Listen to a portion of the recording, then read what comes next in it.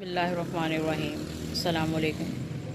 The knowledge school kite campus, class 4, computer, lecture number 6. Chapter number 1, the topic is uses of computer. In the previous lecture we have discussed about the uses of computer, where the many places that we use the computer. Today we do the worksheet number 1, chapter number 1. The topic is uses of computer. Question number 1 is MCQs. The first statement is computer are used at home for dash. जैसे कि आपको पता है कि computer अगर आप घर की बात करें तो हम बहुत से पर्पस के लिए यूज़ करते हैं, जैसे listening music, playing games, writing letter etcetera. तो इसलिए इसके आंसर क्या होना चाहिए? ऑल ऑफ दिस, क्योंकि 3 ऑप्शन इसमें मौजूद हैं।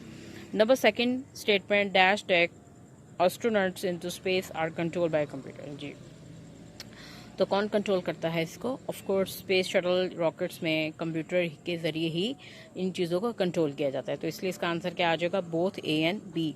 Number third statement, dash orbiting earth take photographs of clouds from space. तो इसका आंसर क्या आ जाएगा? सैटेलाइट। सैटेलाइट के ज़रिए ही जो है आप मुख्तलिफ़ किस्म की फ़ोटोग्राफ्स ले सकते हैं। जैसे कि अक्सर आप देखते हैं कि वेदर फोरकास्टिंग में ये सैटेलाइट की हेल्प से ही पता चलता है कि फ़लाँ किसी शहर में, किसी कंट्री में कैसा मौसम रहेगा, या अक्सर हमें वो पूरे साल का कैलेंडर भी दिया जाता है एज अ टेम्परेचर, या कुछ एक ऑब्जर्वेशन होती है एस्टिमेटेड कि उसके अकॉर्डिंग बताया जाता है कि आज के दिन जो है क्या टेम्परेचर रहेगा, क्या क्लाइमेट रहेगा। इसके बाद number 4 statement, dash use tiny cameras to look inside the human body to diagnostic. कुछ जी स्टूडेंट्स, कुछ ऐसे ही समटाइम डिजीज़ होती हैं या कुछ ऐसे सिम्टम्स होते हैं जो डॉक्टर जो है अपनी आंख से नहीं देख सकता, तो उसके लिए वो छोटे छोटे टीनी कैमरास भी इन्वेंट किए गए हैं, जिसकी हेल्प से वो पेशेंट की डिजीज़ का अंदाज़ा लगाया जा सकता है। The technique of giving an object और करेक्टर अपेयरेंस ऑफ मूवमेंट। अक्सर स्टूडेंट्स कार्टून वगैरह देखते हैं, जैसे डोरेमोन है, उसके अलावा आप अक्सर देखें ये और कौन सी कार्टून्स हैं, स्कूबी डू है, पिंक पैंथर है एक्सेट्रा। तो आप देखें इन स्टूडेंट्स को जो कार्टून्स वगैरह को एंजॉय करते हैं बच्चे, तो बेसिकली वो सारे जो हैं जितने भी करेक्टर्स होते हैं वो क्या होते हैं? एनिमेटेड होते हैं। तो इसलिए इसका आंसर क्या होना चाहिए? Animation. Number 6, sketches of criminals can also be created on dash. जी, कंप्यूटर की हेल्प से हम किसी मुजरिम का, किसी ने जुर्म किया हो, या अक्सर आप देखते हैं कुछ ऐसे केसेस आते हैं जिसे कोई वारदातें हो जाती हैं, तो कुछ स्केचेस वगैरह भी कंप्यूटर की हेल्प से बनाए जा सकते हैं। तो इसका आंसर क्या आ जाएगा? Number A option, computer. Number 7 statement, dash design cars and aeroplanes on computer. जी, कौन ये कार्स को डिज़ाइन करता है और एरोप्लेन्स को? तो आपको पता है पुलिसमैन और कारपेंटर तो नहीं करने वाले, या वो उनका ये शोबा नहीं है, तो ऑफ कोर्स कौन करेगा? इंजीनियर्स करेंगे।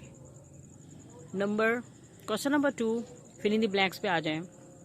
नंबर 1 स्टेटमेंट है, computer are used at home for dash. जैसे कि सिंपल मैंने आपको बताया है कि अगर आप स्टूडेंट स्टडी के पर्पज़ के लिए यूज़ करें तो राइटिंग लेटर्स के लिए भी कंप्यूटर को यूज़ कर सकते हैं, इसलिए मैंने इसका सबसे ईजी आंसर लिखा है writing letter. Number 2 statement, in schools computer are use to teach different subject using internet. जी, इंटरनेट को यूज़ करते हुए स्टूडेंट्स जो हैं मुख्तलिफ किस्म की वोकैबुलरी को भी सर्च करके आप अपनी इंफॉर्मेशन में इजाफा कर सकते हैं। इसके अलावा किसी बुक्स को लेके आपने कोई टॉपिक को सर्च करना है तो आप कंप्यूटर की हेल्प से भी कर सकते हैं।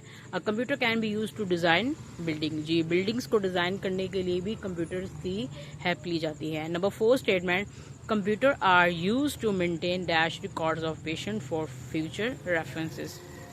अक्सर आप देखते हैं कि डॉक्टर के पास इतने सारे पेशेंट होते हैं तो वो सबका रिकॉर्ड जो है मैनुअली नहीं लिख सकता, और इसलिए कंप्यूटर की हेल्प से हर पेशेंट का रिकॉर्ड जो है मेडिकली उसके ऊपर जो है सारा रिकॉर्ड टाइप किया जाता है। In shops and hotels computer are use to prepare bills. जी, मुख्तलिफ आप कभी यूटिलिटी स्टोर्स जाएँ या बड़े शॉपिंग मॉल्स में या मार्केट आप विजिट करें तो आप अक्सर देखते हैं जब भी आप कोई शॉपिंग करें तो हमें जो है एक बिल दिया जाता है प्रिंटेड फॉर्म में, जिससे पता चलता है कि हमने जो है ये कस्टमर ने इतनी शॉपिंग कर ली है, ये इतनी चीज़ें परचेज़ कर ली हैं, तो उसका बिल जो है ये बना है। Dash transfer information from space to computers on earth. जी, सैटेलाइट्स। इसका आंसर क्या आएगा? Satellites. Dash in design car aeroplanes और कंप्यूटर। जैसे कि आपको पता है कि इंजीनियर्स जो हैं वो कार को डिज़ाइन कर सकते हैं, एरोप्लेन्स को, with the help of computer. Dash number 8 statement, dash can go inside active volcanoes. अक्सर आप देखते हैं कि कोई ऐसा कोई नेचुरली डिसास्टर आ जाए, जैसे आतिश फ़शां है।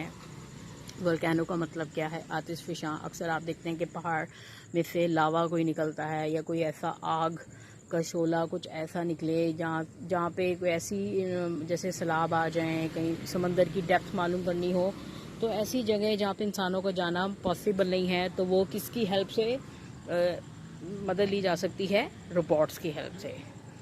Number 9 statement, doctor use dash to look inside the human body for diagnosis diseases. जी, डॉक्टर क्या यूज़ करते हैं? टाइनी कैमरास यूज़ करते हैं।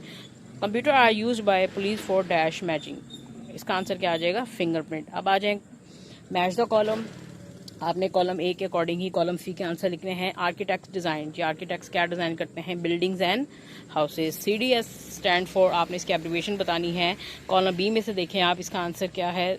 लास्ट में लिखा हुआ है कम्पैक्ट डिस्क, तो हम कॉलम सी में लिखेंगे video stand for visual display unit. Printed copy जो है ऑफ कोर्स वो हार्ड फॉर्म में होती है, तो इसका आंसर क्या आ जाएगा? Hard copy. अगर वो कंप्यूटर में होती तो वो क्या होती?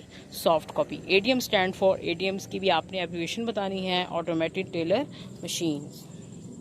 क्वेश्चन नंबर 3 है, बहुत आसान है।